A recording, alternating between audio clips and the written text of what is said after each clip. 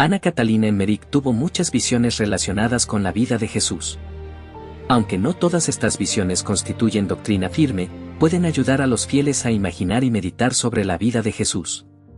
Hoy conoceremos su visión sobre el Domingo de Ramos, también conocido como la entrada triunfal de Jesús en Jerusalén. A la mañana siguiente, temprano, Jesús envió a Eremencear y a Silas a Jerusalén, no por la ruta directa, sino por un camino que atravesaba los jardines y campos cercados cerca de Betfagé. Fueron encargados de hacer transitable ese camino abriendo los setos y quitando las barreras. Les dijo que en el prado cercano a la posada fuera de Betfagé, por donde pasaba el camino, encontrarían una asna con su pollino. Debían atar la asna al seto y, si les preguntaban por qué lo hacían, debían responder que el Señor así lo quería. Luego debían retirar todo obstáculo del camino que conducía al templo y, hecho esto, regresar a él. Vi a los dos ponerse en camino, abriendo los setos y quitando todos los obstáculos del sendero. La gran posada pública, cerca de la cual unos asnos pastaban en un prado, tenía un patio y una fuente. Los asnos pertenecían a unos forasteros que, al ir al templo, habían dejado allí a sus animales.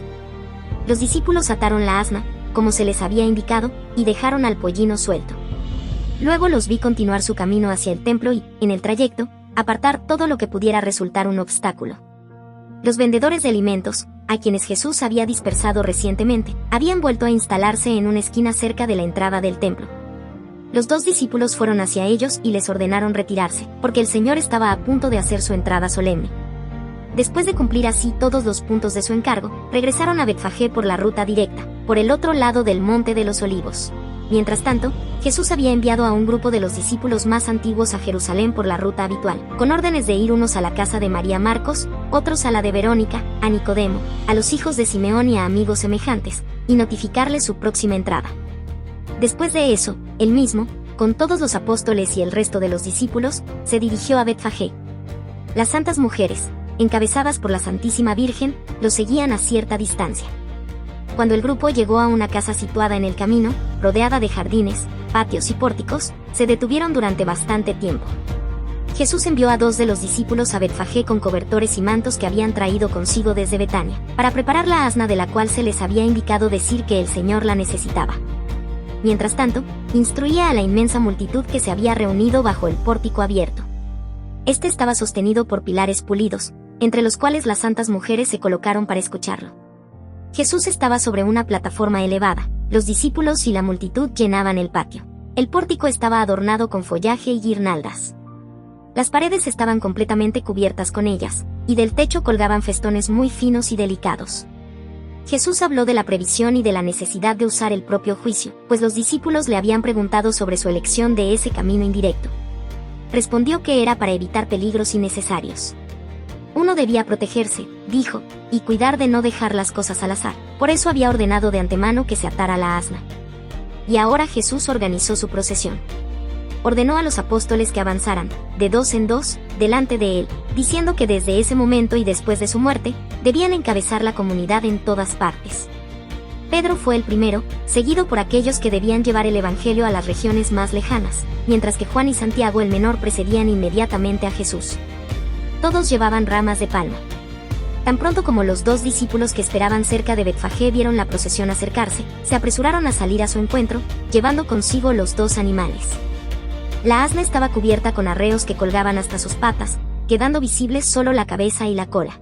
Jesús se puso entonces la hermosa túnica festiva de fina lana blanca que uno de los discípulos había traído para ese propósito. Era larga y fluida, con una cola. El ancho cinturón que la ceñía a la cintura llevaba una inscripción en letras. Luego se colocó alrededor del cuello una amplia estola que llegaba hasta las rodillas, en cuyos 2 extremos había bordado algo semejante a escudos en color marrón. Los 2 discípulos ayudaron a Jesús a montar en el asiento cruzado sobre la asna. El animal no tenía brida, pero alrededor de su cuello había una estrecha tira de tela que colgaba suelta. No sé si Jesús montaba la asna o su pollino, pues eran del mismo tamaño. El animal sin jinete corría al lado del otro.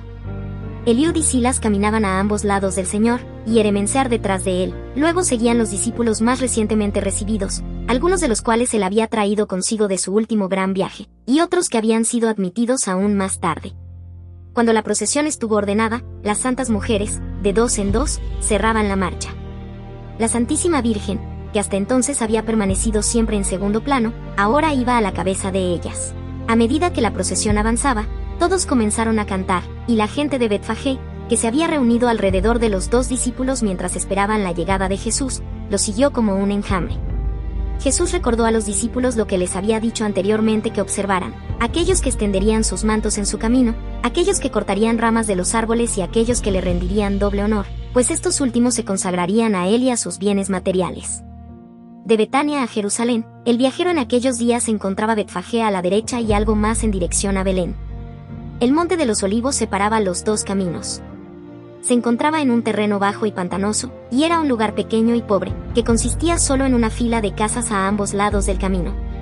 La casa cerca de la cual los asnos pastaban estaba a cierta distancia del camino, en un hermoso prado entre Betfagé y Jerusalén. Por este lado el camino ascendía, pero por el otro descendía hacia el valle entre el monte de los Olivos y las colinas de Jerusalén. Jesús se había detenido un tiempo entre Betania y Betfagé, y fue en el camino más allá de este último lugar donde los 2 discípulos lo esperaban con la asna. En Jerusalén, los vendedores y las personas a quienes Eremencear y Silas habían dicho esa mañana que despejaran el templo porque el Señor venía, comenzaron inmediatamente y con gran alegría a adornar el camino. Arrancaron el pavimento y plantaron árboles, cuyas ramas superiores unieron para formar un arco, y luego los colgaron con toda clase de frutos amarillos semejantes a manzanas muy grandes. Los discípulos que Jesús había enviado a Jerusalén, innumerables amigos que habían subido a la ciudad para la fiesta próxima, los caminos estaban llenos de viajeros, y muchos de los judíos que habían estado presentes en el último discurso de Jesús, se reunieron en ese lado de la ciudad por donde se esperaba su entrada. También había muchos extranjeros en Jerusalén. Habían oído hablar de la resurrección de Lázaro y deseaban ver a Jesús. Y cuando se difundió la noticia de que se acercaba, también ellos salieron a su encuentro. El camino de Betfagé a Jerusalén pasaba por la parte baja del valle del Monte de los Olivos, que no era tan elevado como la meseta sobre la cual se levantaba el templo. Subiendo desde Betfagé hacia el Monte de los Olivos, se podía ver, a través de las altas colinas que bordeaban la ruta a ambos lados, el templo frente a uno. Desde este punto hasta Jerusalén, el camino era encantador, lleno de pequeños jardines y árboles. Multitudes salían de la ciudad para encontrarse con los apóstoles y discípulos, que se acercaban con cantos y cánticos. En ese momento, varios sacerdotes ancianos, con las insignias de su oficio, salieron al camino y detuvieron la procesión. El movimiento inesperado silenció el canto. Los sacerdotes pidieron a Jesús que explicara qué significaban tales actos por parte de sus seguidores y por qué no prohibía ese ruido y agitación. Jesús respondió que, si sus seguidores guardaban silencio, las piedras del camino clamarían. Ante estas palabras, los sacerdotes se retiraron. Entonces los sumos sacerdotes deliberaron entre sí y ordenaron que se llamara ante ellos a todos los esposos y parientes de las mujeres que habían salido de Jerusalén con los niños para encontrarse con Jesús. Cuando comparecieron en respuesta a la convocatoria, fueron encerrados en el gran patio, y se enviaron emisarios para espiar lo que sucedía. Muchos entre la multitud que seguía a Jesús hacia el templo no solo cortaban ramas de los árboles y las esparcían en el camino, sino que se quitaban los mantos y los extendían en el suelo, cantando y gritando todo el tiempo. Vi a muchos que se habían despojado por completo de sus prendas superiores con ese propósito. Los niños habían salido corriendo de las escuelas y ahora corrían alegres con la multitud. Verónica, que tenía 2 hijos consigo, arrojó su propio velo en el camino y, tomando otro de uno de los niños, lo extendió también.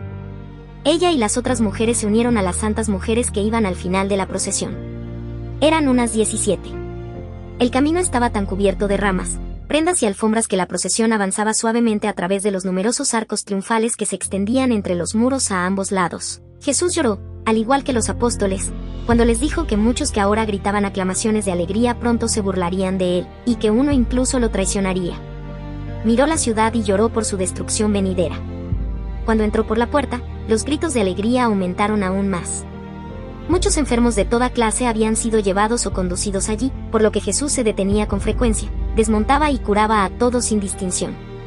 Muchos de sus enemigos se habían mezclado con la multitud y ahora lanzaban gritos con la intención de provocar una insurrección.